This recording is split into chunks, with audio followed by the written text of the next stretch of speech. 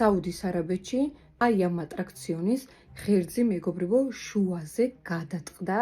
წარმოდგენას არ მინდა რა მოხდებოდა, რომ აი ეს ატრაქციონი ყოფილიყო იმ მომენტში, როცა ადამიანები უბრალოდ აი ესე თავდაყირა არიან ჩამოკიდებულები, აი მაგ შემთხვევაში რამხელა ტრაგედია დატრიალდებოდა, მართლა წარმოუდგენელია. მადლობა ღმერთს, რომ აი ესე დაეშვნენ მჯდომიარე მდგომარეობაში და არა ისე, როგორც აი აქ არის ნაჩვენები ნახეთ.